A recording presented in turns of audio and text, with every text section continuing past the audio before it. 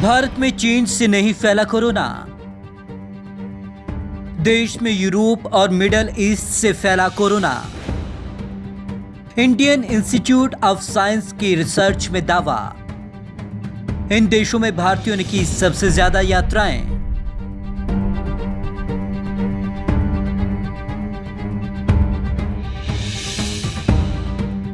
चीन के वुहान से पूरी दुनिया में कोरोना वायरस का संक्रमण फैला है। कहा जाता है कि भारत में यह वायरस चीन से आया, लेकिन अब देश में कोरोना के प्रसार को लेकर एक नया दावा किया गया है। ये दावा इंडियन इंस्टीट्यूट ऑफ साइंस की रिसर्च में किया गया है। चीन से नहीं, यूरोप और मिडल ईस्ट से पहुंचा कोरोना।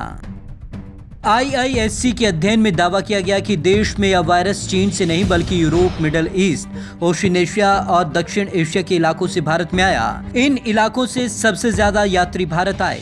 शोधकर्ताओं ने अपने दावे के समर्थन में तर्क दिया कि इसकी वजह भारतीयों का इन देशों में सबसे ज्यादा ट्रैवल किया जाना है। कोरोना वायरस के जीनोम सीक्वेंस का अध्ययन करने के बाद शोधकर्ताओं ने ये नतीजे जारी किए हैं। इस तरह हुई रिसर्च के दौरान भारतीय कोरोना मरीजों के दो समूह बनाए गए, ए और बी। करंट साइंस जर्नल में प्रकाशित शोध के मुताबिक कोरोना से जूझ रहे 137 में से 129 मरीजों में मौजूद वायरस का जीनोम सीक्वेंस ऐसा था जो कि किसी विशेष देश की तरफ इशारा कर रहा था। समूह ए में मौजूद मरीजों में कोरोना का वो स्ट्रेन मिला जो ओशिनेशिया, कुवैत और साउथ एशियाई देशों में संक्रमण फैला रहा था, जबकि समूह बी में मिलने वाला कोरोना यूरोप में संक्रमण फैला रहे वायरस से मिलता है।